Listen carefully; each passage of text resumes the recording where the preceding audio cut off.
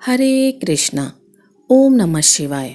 प्रिय भक्तों, स्वागत है आपका मेरे YouTube चैनल पूजा पाठ में।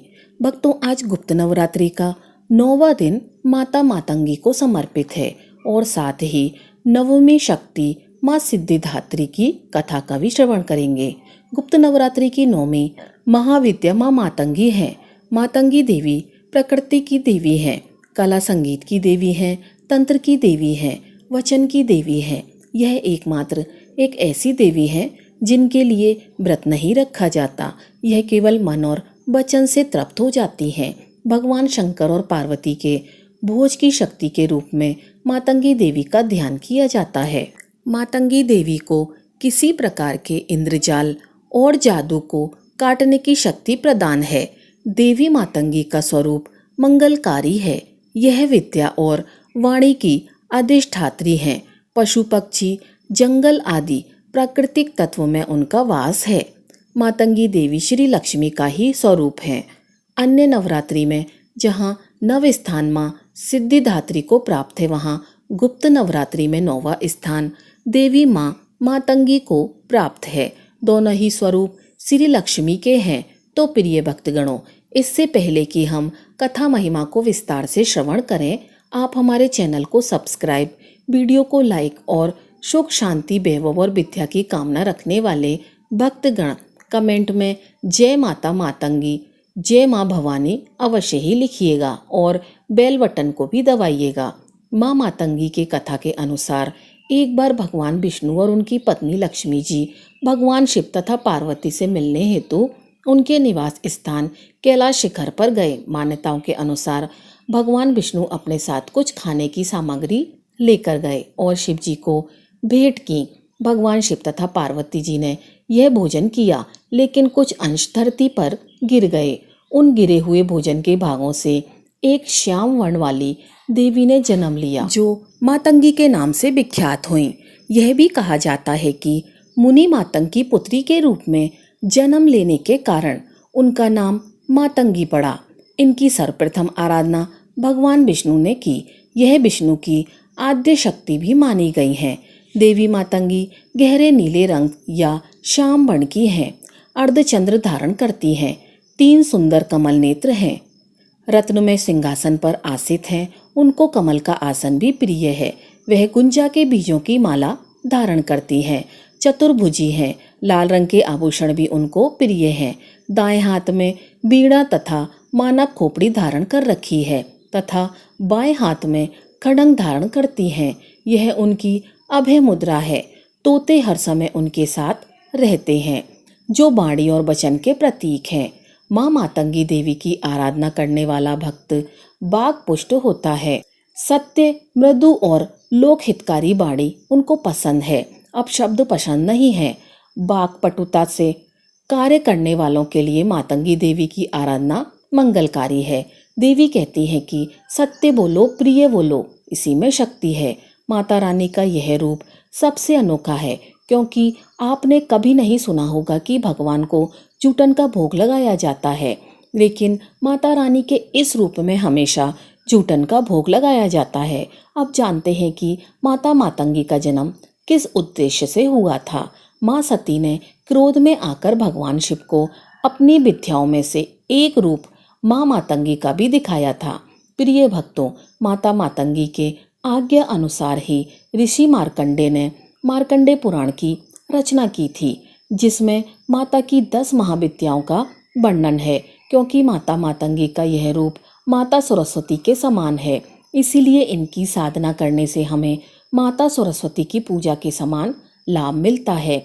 इससे व्यक्ति की बुद्धि व विद्या का विकास होता है तथा वाणी मधुर बनती है। माता मातंगी के आशीर्वाद से मनुष्य को कला व संगीत के क्षेत्र में उन्नति देखने को मिलती है। इसके अलावा मातंगी माता की पूजा करने से किसी प्रकार का जादू टोना या माया से छुटकारा पाया जा सकता है। यदि किसी ने आपके ऊपर कोई टोटका या तंत्र किया है, तो आप माँ मातंगी की सहायता से उससे छुटकारा पा सकते हैं। तांत्रिकों के द्वारा माँ मातंगी की पूजा किसी को वश में करने या उसे सम्मोहन में लेने के उद्देश्य से भी की जाती है।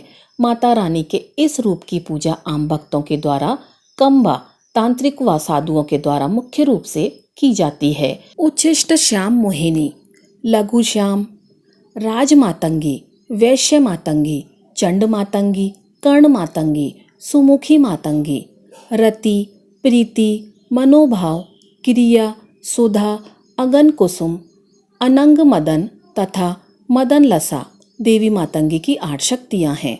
प्रिय भक्तगणों, कहते हैं कि देवी मातंगी हनुमान जी और शबरी के गुरु मतंग ऋषि की पुत्री थीं।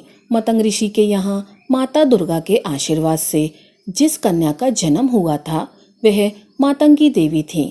यह देवी भारत के आदिवासियों की देवी हैं। 10 महाविद्याओं में से एक तारा और मातंगी देवी की आराधना बौद्ध धर्म में भी की जाती है। प्रिय भक्तगणों, माँ आदिशक्ति ने पराशक्ति ने मातंगी रूप इसलिए धारण किया क्योंकि वे मनुष्यों को सभी प्रकार के सुख देना चाहती थीं। क्योंकि जब तक मनुष्यों में ज्ञान और कुशलता नहीं होगी तब तक उनका जीवन नीरस होगा। इसके ही कारण व्यक्ति को समस्त सुखों की प्राप्ति होती है।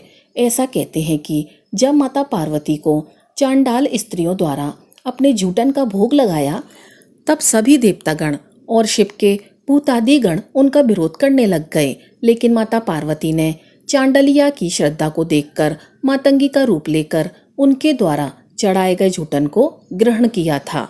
माता बड़ी ही ममतामयी है, तो एक बार प्रेम से बोलिए, जय माता मातंगी, जय हो माँ भवानी, कृपा करो महारानी।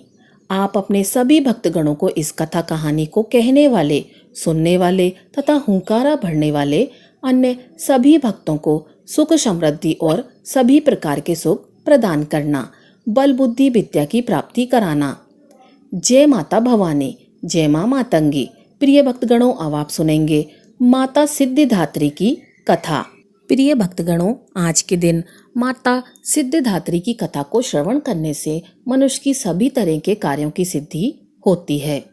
माता उन सभी जातकों को अव्ययता का वरदान देती हैं। बल बुद्धि विद्या के साथ ही शुभता का भी आशीर्वाद प्राप्त होता है। व्यवसाय तथा कार्य क्षेत्र में सफलता प्राप्त होती है। तो आज मैं सुना रही हूँ माता सिद्धिदात्री की बड़ी ही दुर्लभ तथा पौराणिक कथा। तो आप सभी भक्तगण इन कथाओं को बड़ी श्रद्धा तथा प्रसन्नचित मन से सुनिएगा। एक समय जब सृष्टि में अंधकार छा गया था तब एक दिव्य शक्ति ने जन्म लिया जो महाशक्ति के अलावा और कोई नहीं थी। देवी शक्ति ने ब्रह्मा विष्णु और महादेव की त्रिमूर्ति को जन्म दिया और तीनों को संसार के लिए अपने कर्तव्यों को निभाने के लिए अपनी भूमिका को समझने की सलाह दी। उनके कहे अनुसार त्रिदेव एक महासागर के किनारे बैठ गए और कई वर्षों तक तपस्या की। तब माँ देवी ने सिद्धिदात्री के रूप में उन्हें दर्शन दिए और तीनों को अपनी शक्तियों के रूप में पत्नियां दी ताकि वे लोग उनकी मदद से सृष्टि रचना का कारोबार कर सकें। और धीरे धीरे सृष्टि में सब कुछ निर्माण हुआ। इस तरह माँ सिद्धिदात्री की कृपा से सृष्टि की रचना पालन संहार का कार्य संचालित हुआ। उस समय भगवान शिव ने माता सिद्धिदात्री की कठोर तपस्या करके 8 सिद्धियों को प्राप्त किया था। साथ ही माँ सिद्धिदात्री की कृपा से भगवान शिव का आधा शरीर देवी का हो गया और वह अर्धनारीश्वर कहलाए। माँ दुर्गा का यह अत्यंत ही शक्तिशाली रूप है। इस ब्रह्मांड की शक्ति देवी दुर्गा हैं, जिन्होंने समय समय पर विभिन्न रूप धारण करके प्रकृति और सृष्टि के संरक्षण का कार्यभार संभाला। जब किसी दैत्य के सामने देवताओं के युद्ध कौशल कम पड़ जाया करते थे तो स्वयं माँ आदिशक्ति भवानी सिद्धिदात्री ने अपने पुत्रों का रक्षण किया। माता सिद्धिदात्री देवी दुर्गा जो न सिर्फ नारी शक्ति का स्वरूप है बल्कि भक्तों की आस्था का परम पात्र भी हैं। एक समय पर महिषासुर नामक एक भयंकर राक्षस ने चारों ओर हाहाकार मचा दिया। वह जहां तहां मौत का नाचना चाहता था और उसके गण ऋषियों के यज्ञों में विघ्न उत्पन्न करते थे। महिषासुर को वरदान प्राप्त था कि कोई भी देव, पशु या नर उसका वध नहीं कर सकता। इसीलिए स्वयं त्रिदेव भी उसको मारने में असमर्थ थे। निरंकुश दैत्यराज महिषासुर ने अपने वरदान को कवच के रूप में उपयोग करते हुए देवलोक में भी अपना आधिपत्य जमा लिया और देवों को वहां से निकाल फेंका। देवताओं के यज्ञ भाग को भी उसने अपने वश में कर लिया। दैत्यराज से परेशान होकर सभी देवता त्रिदेव के पास गए और उनकी स्तुति करने लगे। सभी देवताओं के मुख पर चिंता का कारण त्रिदेव पहले ही जानते थे। यह सब हाल जानकर भगवान शिव मुस्कुराए और बोले, हे नारायण, अब समय है कि हम सभी अपने तेज से इस जगत की रक्षिका देवी दुर्गा का आह्वान करें। यह सुनकर स्वयं ब्रह्मदेव और नारायण ने भी हामी भरी। इसके बाद स्वयं भगवान शिव, भगवान विष्णु और ब्रह्मदेव के शरीर से तेज उत्पन्न हुआ और वह एक जगह आकर मिल गया। इसके बाद वहां जितने भी देवता उपस्थित थे, सभी के शरीर से महातेज उत्पन्न हुआ और सभी त्रिदेवों के उस परम तेज में आ मिले। उस दिव्य तेज ने एक सुंदर स्त्री का रूप ले लिया। महादेव के तेज से माता का मुख, नारायण के तेज से 8 भुजाएं, ब्रह्मदेव के तेज से चरण पादुकाएं, यमराज के तेज से मस्तक और केश, चंद्रमा के तेज से माता के स्तन, देवराज के तेज से माता की कमर, वरुण के तेज से जंघाएं और इसी तरह से अन्य देवताओं के तेज से माता के अन्य अंग उत्पन्न हुए। सभी ने मिलकर माता को श्रेष्ठ अस्त्र शस्त्र दिए। महादेव ने अपने त्रिशूल से शूल, नारायण ने अपने चक्र से एक दिव्य चक्र, महादेव ने एक दिव्य कमंडल, देवराज इंद्र ने एक दिव्य और शक्तिशाली वज्र, सागर ने सुंदर रत्नों से सजे आभूषण, कभी मैली न होने वाले वस्त्र और मुकुट दिए। वरुण ने शंख, हिमालय ने माता को सवारी रूप में सिंह और इसी प्रकार देवशिल्पी विश्वकर्मा ने माता को दिव्य अस्त्र और शस्त्र निर्माण करके दिए। माता का यह स्वरूप अत्यंत तेजस्वी और भयंकर था। देवी के इस विशाल और भव्य स्वरूप को देखकर सभी देवताओं ने करबद्ध होकर उनकी स्तुति की तथा देवी पर पुष्प वर्षा की। माता ने प्रसन्न होकर कहा, हे देवों, कहो मेरा प्रादुर्भाव किस प्रयोजन से किया है। मैं अत्यंत प्रसन्न हूँ। मुझे बताओ, मैं तुम्हारी समस्या का हल किए देती हूँ। जिसके बाद देवताओं ने सारा हाल कह सुनाया। इसके बाद रण क्षेत्र में माता ने विकराल रूप धारण कर पहले दैत्यराज की सेना का विध्वंस किया और बाद में महिषासुर को भी मार दिया। इसी तरह से पूर्व समय में दुर्गम नामक एक महाबली असुर था। उसने भगवान ब्रह्मा की कठोर तपस्या करके अद्भुत वरदान प्राप्त कर लिया। वरदान के प्रभाव से दुर्गम सुर ने वेदों का अपहरण कर लिया, जिससे सारी धार्मिक क्रियाएं, भावनाएं लुप्त हो गईं। दुर्गम सुर ने अहंकार के वश होकर संसार को अपमानित कर पीड़ित कर रखा था। घोर अकाल पड़ गया। जीव अन्न और जल के लिए छटपटाने लगे। तीनों लोकों में त्राही त्राही मच गई। देवता भी यह सब देखकर डरे हुए थे। सभी देवता मां भवानी की शरण में गए, प्रार्थना करने लगे, हे मां भवानी, हे मां सिद्धिदात्री, आप असुरों का संहार करने वाली, आपने शुंभ निशुंभ, चंड मुंड, मधुकैंटप, महिषासुर आदि दैत्यों का वध कर हमारी रक्षा की है। हे माता, आपने हमें आशीर्वाद दिया था कि जब भी हम पर संकट आएगा आप हमारा उद्धार करेंगी।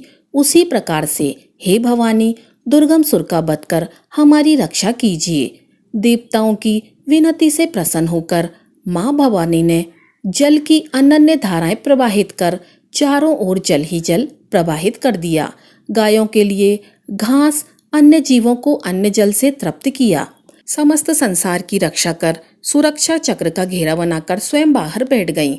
दुर्गम सुर ने यह सब देख चिंतित होकर देवी मां पर असुरों की सेना ने आक्रमण कर दिया। तभी सुंदर सलोनी मां भगवती ने अस्त्र शस्त्र से सुसज्जित होकर विराट रूप धारण करके समस्त असुरों का वध कर त्रिशूल से दुर्गमासुर का वध कर संसार में धर्म की स्थापना की। दुर्गमासुर का वध करने के कारण माँ भगवती इस संसार में दुर्गा के नाम से विख्यात हुईं। माता सिद्धिदात्री कमल पुष्प पर आश्रित होती हैं। हालांकि इनका भी वाहन सिंह है। माँ सिद्धिदात्री 4 भुजाओं वाली हैं। इनकी दाहिनी ओर की पहली भुजा में गदा और दूसरी भुजा में चक्र है। बाईं ओर की भुजा में कमल और शंख हैं। नवदुर्गा में माँ सिद्धिदात्री अंतिम है। अन्य 8 दुर्गाओं की पूजा उपासना शास्त्रीय विधि विधान के अनुसार करते हुए भक्त दुर्गा पूजा नवमी के दिन इनकी उपासना में प्रविष्ट होते हैं। इन सिद्धिदात्री माँ की उपासना पूर्ण कर लेने के बाद भक्तों और साधकों की लौकिक परलौकिक सभी प्रकार की कामनाओं की पूर्ति होती है। एक बार प्रेम से बोलिए, जय माँ सिद्धिदात्री, जय माता दुर्गा, ओम नमः शिवाय। प्रिय भक्तगणों, अब आइए सुनते हैं माता शीतला की कथा। इनकी कथा को श्रवण किए बिना यह कथा अधूरी है। एक बार की बात है, एक राजा के इकलौते पुत्र को शीतला चेचक निकली। उन्हीं के राज्य में एक ब्राह्मण के पुत्र को भी शीतला माता निकली हुई थी। ब्राह्मण का परिवार बहुत ही गरीब था, पर भगवती का उपासक था। वह धार्मिक दृष्टि से जरूरी समझने वाले सभी नियमों को बीमारी के दौरान भली भांति निभाता रहता था। घर में साफ सफाई का विशेष ख्याल रखा जाता था। नियम से भगवती की पूजा होती थी। नमक खाने पर पाबंदी थी। सब्जी में ना तो छोंक लगाया जाता था और ना ही कोई वस्तु भुनी तली जाती थी। गरम वस्तुएं ना वह स्वयं खाता, ना शीतला वाले लड़के को देते थे। ऐसा करने से उसका पुत्र शीघ्र ही ठीक हो गया। उधर जब राजा के लड़के को शीतला का प्रकोप हुआ, उसने भवानी के मंडप में सतचंडी का पाठ शुरू करवा रखा था। रोज हवन व बलिदान होते थे। राजपुरोहित भी सदा भगवती के पूजन में निर्मग्न रहते थे। राजमहल में रोज कढ़ाई चढ़ती, विविध प्रकार के गरम व स्वादिष्ट भोजन बनते, सब्जी के साथ कई प्रकार के मांस भी पकते थे। इसका परिणाम यह होता है, उस लजीज भोजन की गंध से राजकुमार का मन चंचल हो उठा। वह भोजन के लिए जिद करता, एक तो राजपुत्र और दूसरा इकलौता। इस कारण उसकी अनुचित जिद भी पूरी कर दी जाती। उसके कहे अनुसार उसे तरह तरह के पकवान खाने को दिए जाते, उसकी जिद पूरी की जाती। इस तरह शीतला माता का कोप घटने की बजाय बढ़ने लगा। शीतला के साथ साथ उसे बड़े बड़े फोड़े भी निकलने लगे, जिससे खुजली व जलन अत्यधिक होती थी। शीतला के शांति के लिए राजा कितना भी उपाय करता, शीतला का प्रकोप उतना ही बढ़ता जाता, क्योंकि अज्ञानतावश राजा के यहाँ सभी कार्य उल्टे हो रहे थे। इससे राजा और अधिक परेशान हो उठा। उसकी समझ में नहीं आ रहा था कि इतना सब होने के बाद भी शीतला का प्रकोप शांत क्यों नहीं हो रहा है। एक दिन राजा के गुप्तचरों ने उसे बताया कि ब्राह्मण के पुत्र को भी शीतला निकली थी, पर वह बिल्कुल ठीक हो गया। यह जानकर राजा सोच में पड़ गया कि मैं शीतला की इतनी सेवा करता हूँ, पूजा व अनुष्ठान में कोई कमी नहीं, पर मेरा पुत्र अत्यधिक रोगी क्यों हो रहा है, जबकि उस गरीब ब्राह्मण का पुत्र बिना सेवा पूजा के ही ठीक हो गया। यही सोचते सोचते उसे रात्रि में नींद आ गई। श्वेत वस्त्र धारिणी भगवती ने उसे स्वप्न में दर्शन देकर कहा, हे राजन, मैं तुम्हारी सेवा अर्चना से अत्यंत प्रसन्न हूँ, इसीलिए आज भी तुम्हारा पुत्र जीवित है। इसके ठीक ना होने का कारण यह है कि तुमने शीतला के समय पालन करने योग्य नियमों का उल्लंघन किया। तुम्हें ऐसी हालत में नमक का प्रयोग बंद करना चाहिए। नमक से रोगी के फोड़ों में खुजली होती है। घर की सब्जियों में छोंक नहीं लगाना चाहिए, क्योंकि इसकी गंध से रोगी का मन उन वस्तुओं को खाने के लिए लालित होने लगता है। रोगी के आसपास सभी का जाना मना होता है, क्योंकि यह रोग औरों को भी होने का भय रहता है। अतः तुम सफाई करके इन नियमों का पालन करो, तेरा पुत्र अवश्य ही ठीक हो जाएगा। विधि समझाकर देवी अंतर ध्यान हो गईं। प्रातः से राजा ने देवी की आज्ञा अनुसार सभी कार्यों की व्यवस्था कर दी। इससे राजकुमार की सेहत पर अनुकूल प्रभाव पड़ा और वह शीघ्र ही ठीक हो गया। इसी दिन भगवान कृष्ण और माता देवकी का विधिवत पूजन करके मध्यकाल में भोजन का भोज लगाना चाहिए।